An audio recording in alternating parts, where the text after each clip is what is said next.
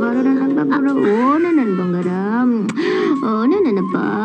ನೋಡಪ್ಪ, ನಿಮ್ಮ ಅಪ್ಪನಲ್ಲಿ ಏನಾದ್ರೂ ಬುದ್ಧಿ ಹೇಳಿ ಚಿನ್ನ, ನಮ್ ಯಾರ ಮಾತು ಅವ್ನು ಕೇಳಲ್ಲ ಕಂದ. ಹೂನಪ್ಪ, ಅವ್ನ್ ಮನುಷ್ಯ ಆಗಿ ಬದುಕೋದನ್ನ ನಾನು ನೋಡ್ಬೇಕು ಚಿನ್ನ. ಅವನ್ ಚೆನ್ನಾಗಿರ್ಬೇಕು ಕಂದ. ಅವನಾಗ ನೀನ್ ಆಗ್ಬೇಡ ನನ್ನಪ್ಪ. ಪಚ್ಚು ನನ್ನಮ್ಮ. ನಿನ್ ತಾಯಿ ಹೇಳ್ತಿರೋ ಸರಿಯಾಗಿದೆ ಭಗವಾನ್. ನೀವಿಬ್ರು ನಿಮ್ ತಪ್ಪು ನೊಪ್ಕೊಂಡು ಪೊಲೀಸರಿಗೆ ಶರಣಾಗ್ಬಿಡಿ. ನಿಮ್ ಶಿಕ್ಷೆನೂ ಕಡಿಮೆ ಆಗುತ್ತೆ.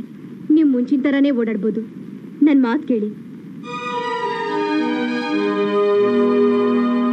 ಸೊಸೆ ಮಗುನ ನಮ್ಮ ಪ್ರಾಣಕ್ಕಿಂತ ಹೆಚ್ಚಾಗಿ ನೋಡ್ಕೋತೀವೋ. ನೀನ್ ಶಿಕ್ಷೆ ಮುಗಿಸ್ಕೊಂಡು ಜೈಲಿಂದ ಬಂದ್ಮೇಲೆ ಹೆಂಡತಿ ಮಗು ಜೊತೆ ಸುಖವಾಗಿರ್ಬೋದು. ನನ್ನ ಮಾತು ಕೇಳೋ. ನಿನ್ ಭವಿಷ್ಯನ ನೀನೇ ಹಾಳು ಮಾಡ್ಕೋಬೇಡ್ವೋ. ಈ ರೌಡಿಸಮ್ ಬಿಟ್ಬಿಡೋ. ಸತ್ತೋಗ್ಬಿಡ್ತೀನಿ. ರೌಡಿಸಮ್ ಬಿಟ್ರೆ ಸತ್ತೋಗ್ಬಿಡ್ತೀನಪ್ಪ. ಅದಷ್ಟು ಸುಲಭನೂ ಅಲ್ಲ. ಈ ರೌಡಿಸಮ್ ನನ್ನ ಉಡತ್ತರ ಕಚ್ಕೊಂಡ್ಬಿಟ್ಟಿದೆ, ಬಿಡ್ತಾ ಇಲ್ಲ. ನೀವೆಲ್ಲರೂ ನನ್ನ ಒಳ್ಳೆಯವನಾಗುವಂತೀರ. ಆದ್ರೆ ನಾ ಮಾಡಿರೋ ಪಾಪ, ನಾನ್ ಮಾಡಿರೋ ಪಾಪಗಳು ನನ್ನ ಬೆನ್ನ ಹಿಂದೆ ಸುಂಟ್ರ ಗಾಳಿ ತರ ಸುತ್ತಾನೆ ಇರುತ್ತೆ. ಅಪ್ಪ, ನೀರಲ್ಲಿ ಬಿದ್ದಿದ್ದೀನಿ, ಈ ಜೊತೆ ಕೈ ಇಚ್ತೀನಿ. ಆಮೇಲೆ ತೇಲೋದು, ಮುಳುಗೋದು ಇದ್ದೇ ಇದೆಯಲ್ಲ. ನೀನ್ ಮುಳುಗೋದ್ರ ಜೊತೆಗೆ ನಿನ್ ಸಂಸಾರನ ಯಾಕೋ ಮುಳುಗಿಸ್ತೀಯ? ಲೇ, ನನ್ ಮಾತು ಕೇಳೋ, ನನ್ ಮಾತು ಕೇಳೋ. ಲೇ, ನನಗೇನಾದ್ರು ಕೋಪ ಬಂದ್ರೆ ನಿನ್ನ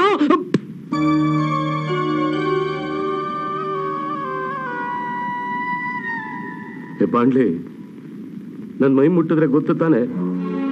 ನಿನ್ನ ಹಳೆ ಡೋ ಶಾಂತಮ್ಮನ್ ಫ್ಲಾಶ್ ಬ್ಯಾಕ್ ಹೇಳ್ಬಿಡ್ತೀನಿ ನಿನ್ ಮೊಮ್ಮಗಳಿಗೆ. ಭಗವಾನ್,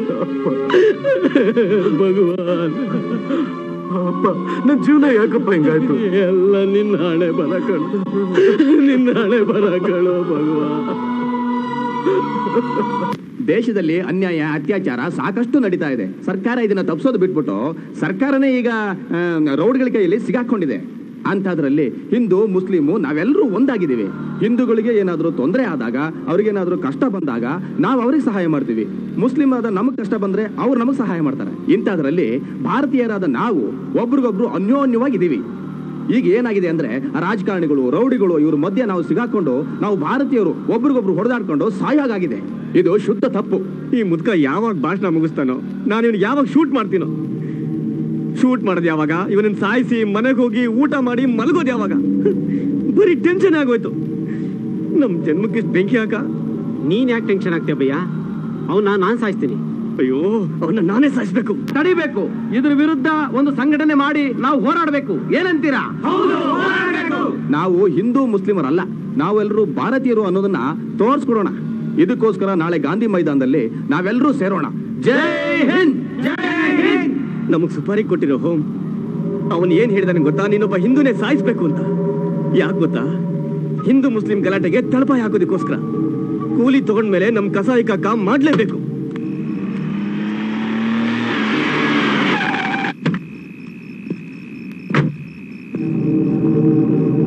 ಏನಪ್ಪ ಬೇಕು? ನಿಮ್ ರಕ್ತ ಬೇಕು.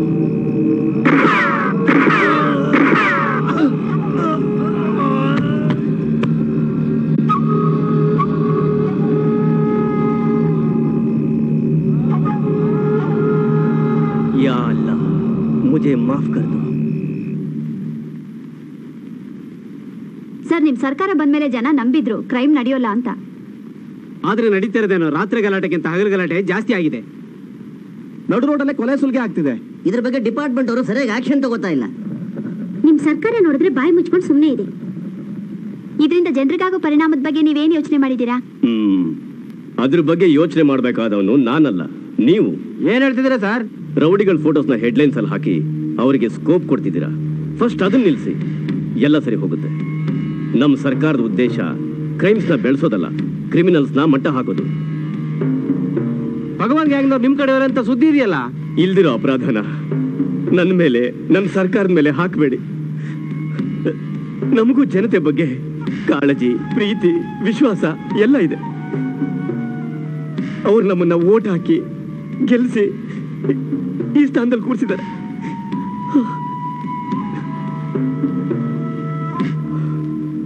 ದಯವಿಟ್ಟು ನನ್ನ ಮಾತು ಕೇಳಿ. ಅಂಡರ್ ವರ್ಲ್ಡ್ಗೂ ನಮ್ಮ ಸರ್ಕಾರಕ್ಕೂ ಯಾವುದೇ ಸಂಬಂಧ ಇಲ್ಲ ಅಂತ ಹೇಳೋಕೆ ಈ ಮೀಟಿಂಗ್ ಕರೆಸಿರೋದು. ನಾನು ಬರ್ತೀನಿ.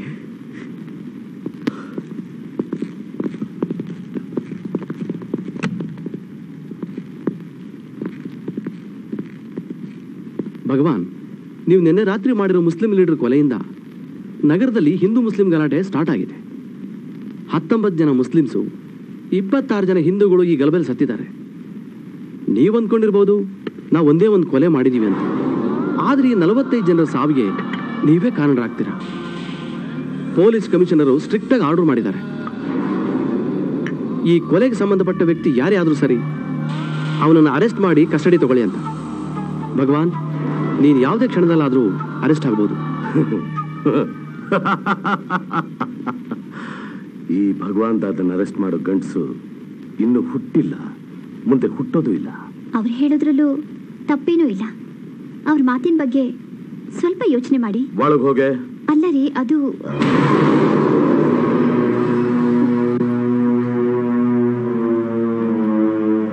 ಅರೆಸ್ಟ್ ಮಾಡೋದಿಲ್ಲ. ನಮ್ಮ ಮನೆ ಕಾಂಪೌಂಡ್ ಒಳಗೂ ಕಾಲಿಡಕ್ಕಾಗಲ್ಲ. ಹೇಳ ಅವನ್ಗೆ ನನ್ನ ಪವರ್ ಏನು ಅಂತ ಹೇಳ ಅವನ್ಗೆ. ಪವರ್ ಇದೆ, ಆ ಹೋಮ್ ಮಿನಿಸ್ಟರ್ ಸಪೋರ್ಟ್ ಇದೆ ಅಂತ ಮೆರಿತಾ ಇದ್ದೀರಾ. ನಾಳೆ ಆ ಹೋಮ್ ಮಿನಿಸ್ಟರ್ ಸೀಟೇ ಶೇಕ್ ಆಗಕ್ ಶುರುವಾದ್ರೆ ನಿಮ್ಮನ್ನ ಅರೆಸ್ಟ್ ಮಾಡಿಸೋದಿಕ್ಕೂ ಹೇಸೋದಿಲ್ಲ ಅವನು. ಆ ತರ ನಮಗ್ ಖರಾಮ್ ಕೆಲಸ ಮಾಡಿದ್ರೆ ಎಲ್ಲಾ ಸರ್ಕಾರಿ ಕಚೇರಿಗಳ ಮೇಲೂ ಅರ್ಧ ಇಳಿದಿರೋ ಬಾವುಟ ಹಾರಾಡುತ್ತೆ. ಅಂದ್ರೆ ಆ ಮಿನಿಸ್ಟರ್ ಫೋಟೋಗೆ ಹೂವಿನ ಹಾರ ಬೀಳುತ್ತೆ. ನೋಡು, ನಿಮ್ಮ ಒಳ್ಳೇದಕ್ಕೆ ನಾ ಹೇಳ್ತಿರೋದು, ಪಾಪಕ್ಕೆ ಪ್ರಾಯಶ್ಚಿತ್ತ ಮಾಡ್ಕೊಳ್ಳಿ. ದಯವಿಟ್ಟು ಈ ರೌಡಿಸಮ್ ಎಲ್ಲ ಬಿಟ್ಬಿಡಿ.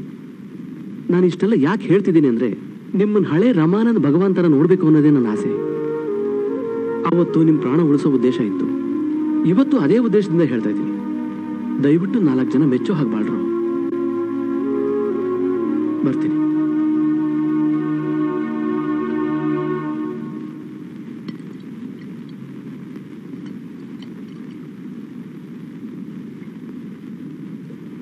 ಸಾಕು ರೀ, ಎಷ್ಟು ಕುಡಿತೀರಾ?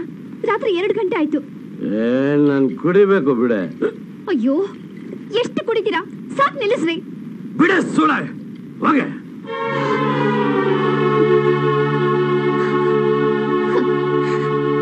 ನೀವ್ ಹೇಳೋದ್ರಲ್ಲಿ ತಪ್ಪೇನೂ ಇಲ್ಲ ರೀ. ಬೇರೆಯವ್ರಿಗಿದು ಬೈಲಾಗ್ತಿತ್ತು, ಆದ್ರೆ ನನಗೆ ಕಹಿ ಸತ್ಯ.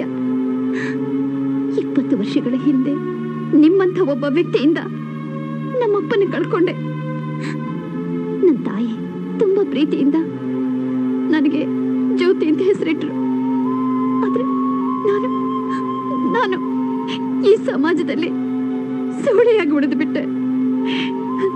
ನಿಮ್ಮನ್ನ ಮದುವೆ ಆದೆ, ನಿಮ್ಮ ಮಗುಗೆ ತಾಯಿ ಆದೆ, ನಿಮ್ಮನೆನ ನೋಡ್ಕೋತಾ ಇದ್ದೀನಿ. ಆದ್ರೆ ನೀವು ನನಗೆ ಹೆಂಡತಿ ಸ್ಥಾನ ಕೊಟ್ಟಿದ್ದೀರೋ ಇಲ್ಲ ಸೂಳೆ ಸ್ಥಾನನ ಇನ್ನೂ ಉಳಿಸಿದಿರೋ ಅಂತ ನನಗೆ ಅರ್ಥ ಆಗ್ತಿಲ್ಲ ರೀ. ಸೂಳೆನ ಸೂಳೆ ಅಂದೆ, ಬೇರೆ ಏನು ಹೇಳೋಕ್ಕಾಗಲ್ಲ ಅಲ್ವಾ?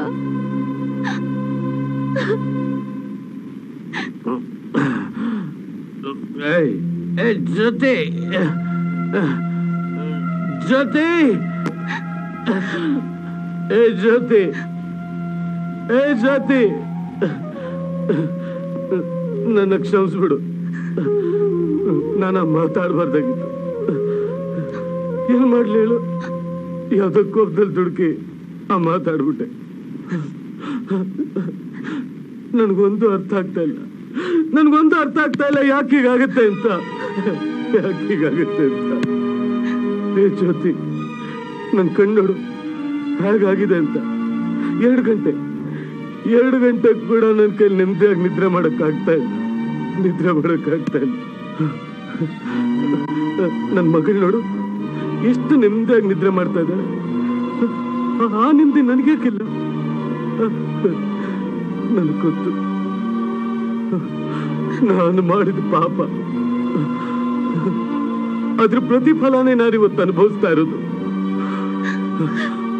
ನನ್ನ ಮಗಳು ನನ್ನ ಅಪ್ಪ ನನ್ನ ಅಲ್ಲಿ ಕರ್ಕೊಂಡೋಗು, ಇಲ್ಲಿ ಕರ್ಕೊಂಡೋಗು, ಐಸ್ ಕ್ರೀಮ್ ಕೊಡ್ಸು, ಸರ್ಕಸ್ ಕರ್ಕೊಂಡೋಗು ಅಂತ ಕೇಳ್ತಾಳೆ. ಆದ್ರೆ ಅವಳು ಗೊತ್ತಿಲ್ಲ ನಾನು ಅವಳ ಎಲ್ಲೂ ಕರ್ಕೊಂಡು ಹೋಗಲ್ಲ ಅಂತ.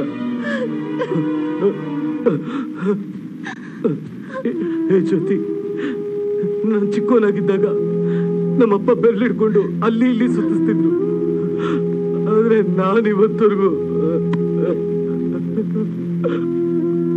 ಒಳ್ಳೆ ಹೆಂಡತಿಗೆ ಒಳ್ಳೆ ಗಂಡ ಆಗ್ಲಿಲ್ಲ, ಒಳ್ಳೆ ತಂದೆ ತಾಯಿಗೆ ಒಳ್ಳೆ ಮಗ ಆಗ್ಲಿಲ್ಲ, ಒಳ್ಳೆ ಮಗಳಿಗೆ ಒಳ್ಳೆ ಅಪ್ಪ ಆಗ್ಲಿಲ್ಲ. ನನ್ಗೆ ಯಾಕೆ ಹೀಗಾಗ್ತಾ ಇದೆ? ನನ್ಗೇನಾಗ್ತಾ ಇದೆ? ನನಗೊಂದೊಂದ್ಸಲ ಭಯ ಆಗುತ್ತೆ. ನನ್ಗೆಲ್ಲ ಹುಚ್ಚಿಡ್ದ್ಬಿಡ್ತು ಅಂತ, ನನಗೆಲ್ಲ ಹುಚ್ಚಿಡ್ದ್ಬಿಡ್ತು ಅಂತ.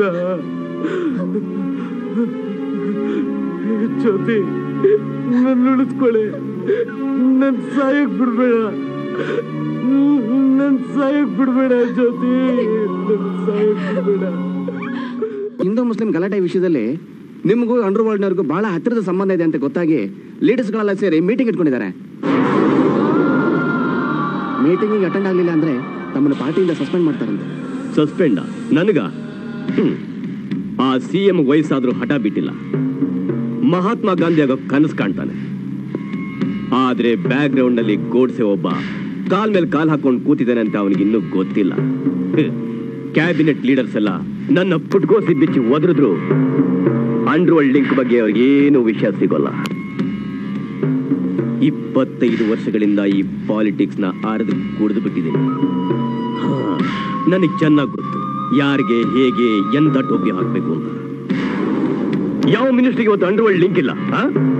ರೌಡಿ ಆಗಿದ್ದವನೇ ಮಿನಿಸ್ಟರ್ ಆಗ್ತಿರೋದು, ಮಿನಿಸ್ಟರ್ ಆದವನೇ ಈಗ ರೌಡಿಗಳನ್ನ ಸಾಕ್ತಾ ಇರೋದು. ಪಾಲಿಟಿಕ್ಸು ರೌಡಿಸಮ್ಮು ಎರಡು ಮುಖ ಇರೋ ಒಂದೇ ಕಾಯಿನ್. ಅಂಥದ್ರಲ್ಲಿ ನನ್ನ ಮಕ್ಕಳು ನನಗೆ ಬಗ್ನಿಗೂಟ ಹೊಡಿತಾರಂತ. ಇವನು ಜಗನ್ನಾಥ್ ರಾವ್ ಮನಸ್ಸು ಮಾಡಿದ್ರೆ ಜಗತ್ತನ್ನೇ ಅಳ್ಳಾಡಿಸ್ತಾನೆ. ಒಂದ್ ಕೆಲಸ ಮಾಡಿ, ನನ್ನ ರಾಜೀನಾಮೆ ರೆಡಿ ಮಾಡಿ ಪ್ರೆಸ್ನವ್ರಿಗೆ ಹಂಚಿಬಿಡಿ. ಅದಕ್ಕೂ ಮುಂಚೆ CM ಒಂದು ಕಾಪಿ ಕಳಿಸಿ. 7 ದಿವಸದ ಒಳಗಡೆ ಆ ಭಗವಾನ್ ದಾದ ಪೊಲೀಸ್ನವ್ರಿಗೆ ಸಿಗ್ಲಿಲ್ಲ ಅಂದ್ರೆ ನನ್ನ ರಾಜೀನಾಮೆನ ಕ್ಯಾನ್ಸಲ್ ಮಾಡಲಿ, ಇಲ್ಲ ಅಂದ್ರೆ ರಿಸೀವ್ ಮಾಡ್ಕೊಳ್ಳಿ. ಅಂದ್ರೆ ಭಗವಾನ್ ದಾದನ ನೀವು ಅರೆಸ್ಟ್ ಮಾಡಿಸ್ತಾ ಇದ್ರಿ ಸರ್? ನಡೆಯೋ ದಾರಿಲಿ ಮುಳ್ಳಿದ್ರೆ ಚುಚ್ಚೋದು ನಮಗೆ ತಾನೆ. ಒಬ್ಬನು ಬದುಕಬೇಕು ಅಂದ್ರೆ ಇನ್ನೊಬ್ಬ ಸಾಯಲೇಬೇಕು. ಆ ಕಮಿಷನರ್ಗೆ ಆರ್ಡರ್ ಪಾಸ್ ಮಾಡಿ 7 ದಿವಸದೊಳಗಡೆ ಆ ಭಗವಾನ್ ದಾದ ನನಗೆ ಬೇಕು. Within 7 days I want him dead R alive.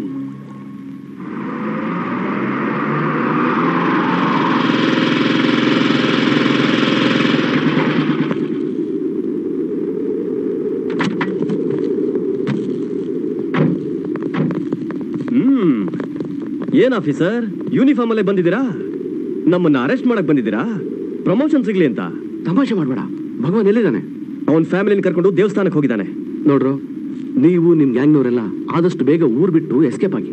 ನಿಮ್ಮ ಪ್ರಾಣ ಉಳಿಬೇಕು ಅಂದ್ರೆ ಯಾವುದೇ ಕಾರಣಕ್ಕೂ ಪೊಲೀಸರ ಕಣ್ಣಿ ಬೀಳ್ಬೇಡಿ. ಏನ್ ಹೇಳ್ತಿದ್ಯಾ ನೀನು? ಹೌದು, ನಿಮಗೆಲ್ಲ ಎನ್ಕೌಂಟರ್ ಆರ್ಡರ್ ಪಾಸ್ ಆಗಿದೆ. ಅಲ್ಲ ಕಣ, ನಾವೇನೋ ಎಸ್ಕೇಪ್ ಆಗ್ತೀವಿ, ಆದ್ರೆ ಅಲ್ಲಿ ಭಗವಾನ್ ಒಬ್ನೇ ಇದ್ದಾನೆ. ಅವನ್ ಗತಿ? ಅವನ್ನ ನಾನ್ ನೋಡ್ಕೋತೀನಿ. ಮೊದಲು ನೀವಿನಿಂದ ಎಸ್ಕೇಪ್ ಆಗಿ. ಅದ್ ಸರಿ, ಯಾವ ದೇವಸ್ಥಾನ ಅದು?